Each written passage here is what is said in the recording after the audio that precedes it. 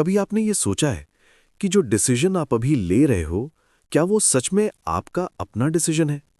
या फिर वो डिसीजन ऑलरेडी सालों पहले लिखा जा चुका था, जब आप पैदा भी नहीं हुए थे? रॉबर्ट सपोल्स्की अपनी किताब डिटर्मिन्ड में इसी अनकंफर्टेबल सवाल से शुरू करते हैं। और सच कहूं, ये किताब सिर्फ साइंस की नहीं है।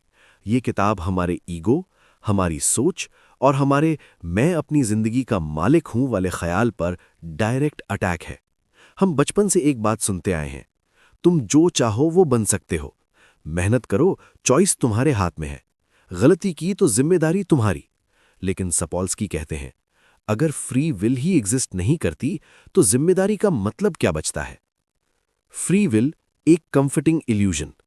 सपोल्स्की के मुताबिक फ्री विल एक इल्यूजन है, एक ऐसी कहानी जो हम अपने आप को बेटर फील कराने के लिए सुनाते हैं। जब हम कहते हैं मैंने ये अपनी मर्जी से किया, तो असल में हम सिर्फ लास्ट मोमेंट को देख रहे होते हैं। पर उस मोमेंट से पहले क्या? आपका मूड, आपकी अपब्रिंगिंग, आपका चाइल्डहुड ट्रॉमा, आपके पेरेंट्स का बिहेवियर, आपके हार्मोन्स, आपका ब्रेन केमिस्ट्री, आपका स्ट्रेस लेवल, आपका कल्चर, आपका सोशियो इकोनॉमिक स्टेटस। सपोल्स्की कहते हैं हर एक डिसीजन के पीछे डिसीजंस की एक चेन होती है, और उस चेन की शुरुआत आपने कभी चूज ही नहीं की। आपने अपने पेरेंट्स चूज नहीं किए, आपने अपना डीएनए चूज नहीं किया, आपने ये डिसाइड नहीं किया कि बचपन में आप सेफ महसूस करोगे या नहीं। तो फिर आखिरी सेकंड में लिया गया डिसीजन कैसे फ्री हो सकता है? 1 सेकंड पहले, 1 मिनट पहले, 1 साल पहले। सपोल्स्की एक पावरफुल एग्जाम्पल देते हैं। सोचिए, किसी ने गुस्से में आकर किसी को थप्पड़ मार दिया। हम तुरंत कहते हैं इसने गलत चॉइस ली। लेकिन सपोल्स्की कहते हैं जरा पीछे जाओ। 1 सेकंड पहले उसके ब्रेन में स्ट्रेस हार्मोन्स हाई थे। 1 मिनट पहले उसे इंसल्ट फील हुई थी। 1 घंटे पहले उसका दिन ऑलरेडी खराब चल रहा था। 1 साल पहले वो क्रॉनिक स्ट्रेस में जी रहा था। बचपन में उसने वायलेंस देखी थी। पैदा होते वक्त उसका नर्वस सिस्टम ज्यादा रिएक्टिव था।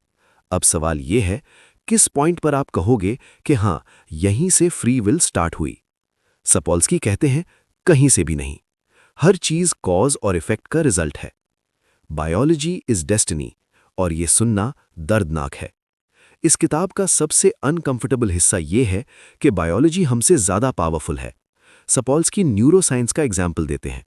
अगर किसी के ब्रेन का एक पर्टिकुलर हिस्सा डैमेज्ड हो जाए, तो वो इंसान अग्रेसिव हो सकता है, इम्पल्सिव हो सकता है, एम्पैथिक हो सकता है, और ये चेंज ओवरनाइट हो सकता है।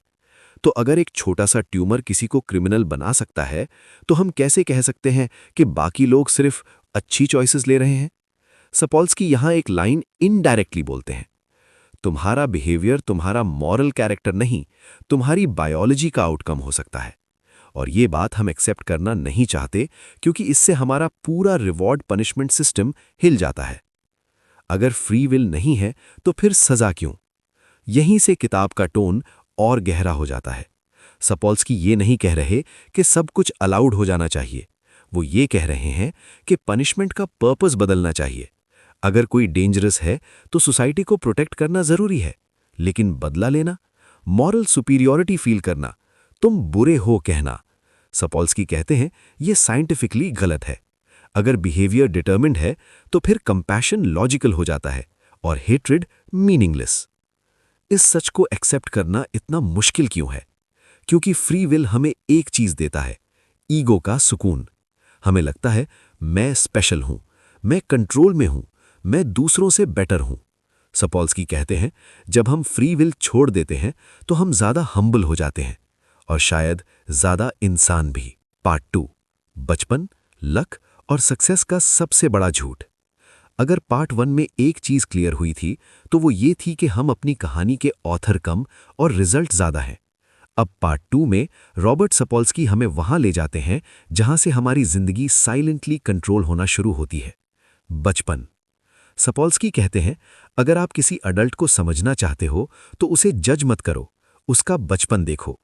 एक बच्चा जो सेफ एनवायरनमेंट में बड़ा होता है, जहां पेरेंट्स इमोशनली अवेलेबल होते हैं, जहां अब्यूज नहीं होता, जहां स्ट्रेस कम होता है, उसका ब्रेन लिटरली अलग तरह से डेवलप होता है। और जो बच्चा कांस्टेंट फियर में जीता है, वायलेंस देखता है, निग्लेक्ट फील करता है या पॉवर्टी में बड़ा होता है, उसके ब्रेन के स्ट्रेस सर्किट्स ओवर एक्टिव हो जाते हैं। ये सिर्फ साइकोलॉजी नहीं है, ये हार्ड न्यूरोसाइंस है। सपोल्स्की बताते हैं कि अर्ली चाइल्डहुड स्ट्रेस ब्रेन के अमिगडला को पावरफुल बना देता है और प्रीफ्रंटल कॉर्टेक्स को वीक। सिंपल शब्दों में, गुस्सा ज़्यादा, पेशेंस कम, इंपल्स कंट्रोल वीक। और बाद में हम कहते हैं इसने गलत चॉइस ली। Discipline versus privilege. सोसाइटी एक डेंजरस गेम खेलती है। हम कहते हैं, देखो ये बंदा कितना डिसिप्लिन्ड है, लेकिन सपोल्स्की पूछते हैं, किसने उसे डिसिप्लिन सीखने का एनवायरनमेंट दिया? अगर आपका बचपन स्टेबल था तो आपका ब्रेन प्लानिंग में बेटर होगा, डिले ग्रेटिफिकेशन ईजी होगी, फोकस नेचुरली आएगा। और अगर नहीं था तो सेल्फ कंट्रोल एक डेली स्ट्रगल बन जाता है। ये विल पावर का इशू नहीं है, ये न्यूरल वायरिंग का इशू है। लक, सबसे अंडररेटेड फैक्टर। अब आते हैं सक्सेस के सबसे अनकंफर्टेबल ट्रूथ पर। सपोल्स्की कहते हैं, हम लक को सिस्टमैटिकली इग्नोर करते हैं। आप किस कंट्री में पैदा हुए, किस टाइम पीरियड में, इंटरनेट एरा में या उससे पहले, आपकी लैंग्वेज क्या है, आपके पेरेंट्स एजुकेटेड थे या नहीं, ये सब लक है। और फिर भी सक्सेसफुल लोग कहते हैं, मैंने हार्ड वर्क से सब अचीव किया। सपोल्स्की यहां थोड़ा रूथलेस हो जाते हैं। वो कहते हैं, हार्ड वर्क जरूरी है, पर हार्ड वर्क कर पाना भी लक है।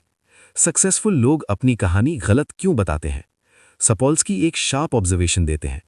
जितना ज्यादा सक्सेसफुल इंसान, उतना ज्यादा वो मानता है कि उसकी सक्सेस उसकी ही वजह से है, क्योंकि सोसाइटी ने उसे रिवॉर्ड दिया, रिस्पेक्ट दिया, वैलिडेशन दिया, और फिर उसका ब्रेन एक कहानी बना लेता है, मैं डिजर्व करता हूं।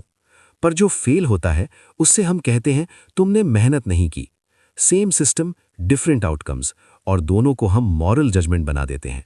सपोल्स्की कहते हैं, ये सिर्फ अनफेयर नहीं, ये साइंटिफिकली डिसऑनेस्ट है। पॉवर्टी और क्राइम, चॉइस या सर्कमस्टेंस। यहां सपोल्स्की एक बोल्ड क्लेम करते हैं, अगर आप पॉवर्टी, स्ट्रेस, पुअर एजुकेशन और अनस्टेबल चाइल्डहुड को हटा दो तो क्राइम रेट ड्रामेटिकली गिर जाता है। इसका मतलब क्राइम ज्यादातर मॉरल फेलियर नहीं, बायोलॉजिकल और सोशल फेलियर है। इस बात से हम अनकंफर्टेबल हो जाते हैं, क्योंकि फिर ब्लेम करने के लिए कोई विलेन नहीं बचता। कंपैशन वीकनेस नहीं, लॉजिक है। सपोल्स्की का सबसे ब्यूटीफुल पॉइंट यहीं आता है। अगर बिहेवियर डिटर्मिन्ड है तो फिर एम्पैथी भी इमोशन नहीं, लॉजिकल रिस्पॉन्स बन जाती है। आप किसी को माफ इसलिए नहीं करते क्योंकि आप महान हो, आप माफ इसलिए करते हो क्योंकि आप समझते हो कि वो अलग तरह से बिहेव कर ही नहीं सकता था, और ये समझ सोसाइटी को ज्यादा ह्यूमेन बना सकती है। पार्ट 3, जस्टिस, सजा और जिंदगी का नया मतलब। अगर पार्ट 1 और पार्ट 2 ने आपके दिमाग में थोड़ा सा कंफ्यूजन, थोड़ा सा डिस्कम्फर्ट और शायद थोड़ा सा गुस्सा पैदा किया है, तो आप अकेला नहीं हो। रॉबर्ट सपोल्स्की जानते हैं कि उनकी बात सुनना इजी नहीं है, क्योंकि ये सिर्फ साइंस नहीं है, ये हमारे बिलीफ सिस्टम का पोस्टमार्टम है। जस्टिस सिस्टम, बदला या प्रोटेक्शन। सपोल्स्की सीधा पॉइंट रखते हैं। आज का जस्टिस सिस्टम एक अजम्पशन पर बेस्ड है। इंसान ने जानबूझकर गलत किया, इसलिए हम सजा देते हैं, इसलिए हम पनिश करते हैं, इसलिए हम कहते हैं कि तुम डिजर्व करते हो। लेकिन अगर फ्री विल इल्यूजन है, तो फिर पनिशमेंट का मॉरल बेस कोलैप्स हो जाता है। सपोल्स्की कहते हैं, सजा का पर्पस बदला नहीं होना चाहिए, सिर्फ 2 वैलिड रीजंस होने चाहिए, सोसाइटी को प्रोटेक्ट करना, फ्यूचर हार्म को प्रिवेंट करना, बस। रिवेंज, एंगर, मॉरल सेटिस्फैक्शन, ये सब प्रिमिटिव इमोशंस हैं, जस्टिस नहीं। प्रिजन, सुधार या स्टोरेज। सपोल्स्की मॉडर्न प्रिजन्स को एक शब्द में डिफाइन करते हैं, वेयर हाउसेज। हम लोगों को लॉक कर देते हैं और सोचते हैं प्रॉब्लम सॉल्व हो गई, पर अंदर क्या होता है? ट्रॉमा और गहरा होता है, वायलेंस नॉर्मलाइज हो जाती है, एम्पैथी और कम हो जाती है, और फिर हम शॉक होते हैं जब वो वापस आकर फिर क्राइम करते हैं। सपोल्स्की कहते हैं, अगर आप किसी ब्रोकन सिस्टम में ब्रोकन लोग डालोगे तो आउटपुट भी ब्रोकन ही मिलेगा। रिहैबिलिटेशन, साइंस का यूज। सपोल्स्की पनिशमेंट के अगेंस्ट नहीं है, वो इनइफेक्टिव पनिशमेंट के अगेंस्ट हैं। अगर साइंस बताती है कि बिहेवियर का रूट क्या है, ट्रॉमा, एडिक्शन, ब्रेन डिसफंक्शन, तो सॉल्यूशन भी वहीं से आना चाहिए। Therapy, education, stable environment, mental health support, ये सॉफ्ट अप्रोच नहीं है, ये स्मार्ट अप्रोच है। तो क्या सब कुछ माफ कर दें? ये सवाल सपोल्स्की खुद पूछते हैं और जवाब क्लियर है, नहीं। डेंजरस लोगों को रोका जाना चाहिए, सोसाइटी की सेफ्टी फर्स्ट है। पर डिफरेंस ये है कि पहले हम कहते थे तुम बुरे हो, अब हम कहते हैं तुम डेंजरस हो। एक मॉरल जजमेंट है, दूसरा फैक्चुअल असेसमेंट, और ये फर्क बहुत इंपॉर्टेंट है। फ्री विल के बिना मीनिंगफुल लाइफ? अब आता है सबसे इमोशनल सवाल। अगर फ्री विल नहीं है तो फिर मेहनत का क्या मतलब, प्यार का क्या मतलब, ग्रोथ का क्या मतलब? सपोल्स्की का जवाब सरप्राइजिंगली ब्यूटीफुल है।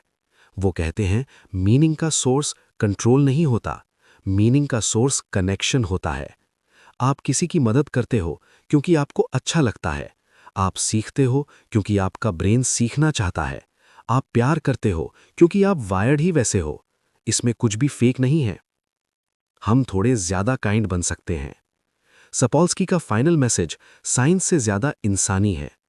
अगर हम ये मान लें कि हर इंसान अपनी सर्कमस्टेंसेस का प्रोडक्ट है, तो जजमेंट कम हो जाता है, एरोगेंस कम हो जाता है, कंपैशन बढ़ जाती है, और शायद दुनिया थोड़ी बेहतर हो सकती है।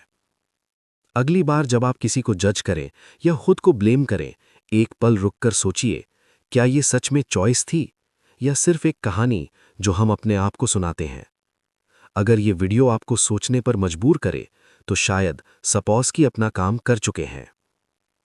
पार्ट 4, अगर फ्री विल नहीं है तो हम कौन हैं? अब तक हम ये समझ चुके हैं कि हमारा बिहेवियर, यानी हमारी बायोलॉजी, हमारा पास्ट और हमारा एनवायरनमेंट मिलकर तय करते हैं। लेकिन अब एक और गहरा सवाल उठता है, अगर फ्री विल नहीं है तो मैं का मतलब क्या है?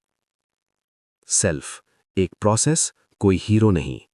सपोल्स्की कहते हैं हम अपने आप को एक हीरो की तरह देखते हैं, जैसे मैं डिसीजन लेता हूं, मैं कंट्रोल में हूं, मैं स्ट्रांग हूं। लेकिन न्यूरोसाइंस कुछ और कहती है। ब्रेन में डिसीजन पहले होता है, अवेयरनेस बाद में आती है। हम बस एक नरेटर हैं जो बाद में कहानी सुनाता है। मैंने ये चूज किया। सपोल्स्की कहते हैं सेल्फ कोई कमांडर नहीं, सेल्फ एक रिपोर्टर है। रिग्रेट और गिल्ट, अब उनका क्या? अगर फ्री विल इल्यूजन है तो फिर रिग्रेट का क्या? सपोल्स्की यहां बहुत सॉफ्ट हो जाते हैं। वो कहते हैं रिग्रेट का काम खुद को पनिश करना नहीं, रिग्रेट का काम लर्निंग है। अगर आप कहते हो मैं और बेटर कर सकता था, तो उसका मतलब है आपका ब्रेन फ्यूचर के लिए न्यू वायरिंग बना रहा है। पर खुद से नफरत, शेम, सेल्फ हेट्रेड, ये सब अननेसेसरी पेन है। डिप्रेशन और एंजाइटी को नए एंगल से देखना। सपोल्स्की मेंटल हेल्थ पर एक बहुत स्ट्रांग पॉइंट रखते हैं। अगर कोई डिप्रेस्ड है और हम कहते हैं स्ट्रांग बनो, पॉजिटिव सोचो, तो ये वैसे ही है जैसे फ्रैक्चर में कहना बस चल लो। डिप्रेशन चॉइस नहीं है, एंजाइटी वीकनेस नहीं है, ये ब्रेन स्टेट्स हैं। और जब हम ये समझते हैं तो जजमेंट कम होता है, सपोर्ट बढ़ता है। सोसाइटी अगर ये मान ले तो क्या बदलेगा? सपोल्स्की एक ऑलमोस्ट यूटोपियन पिक्चर दिखाते हैं।